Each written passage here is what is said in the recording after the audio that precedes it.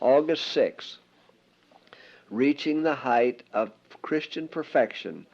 Now unto him that is able to do exceeding abundantly above all that we ask or think, according to the power that worketh in us.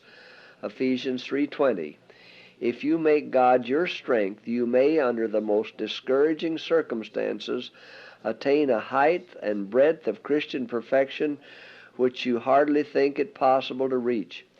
Your thoughts may be elevated, you may have noble aspirations, clear perceptions of truth, and purposes of action which will raise you above all sordid motives.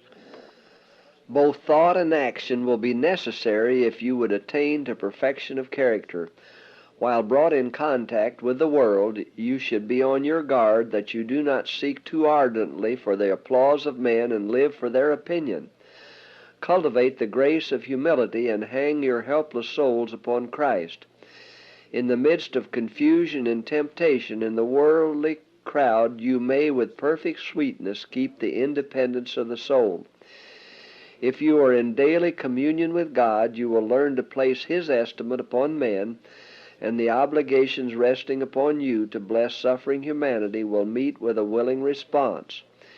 You are not your own. Your Lord has sacred claims upon your supreme affections and the very highest services of your life. He has a right to use you in your body and in your spirit to the fullest extent of your capabilities for His own honor and glory. Whatever crosses you may be required to bear, you are to accept without a murmur. Many are without God and without hope in the world. They are guilty, corrupt, and degraded, enslaved by Satan's devices. Yet these are the ones whom Christ came from heaven to redeem. They are subjects for tenderest pity, sympathy, and tireless effort, for they are on the verge of ruin. They suffer from ungratified desires, disordered passions, and the condemnation of their own consciences.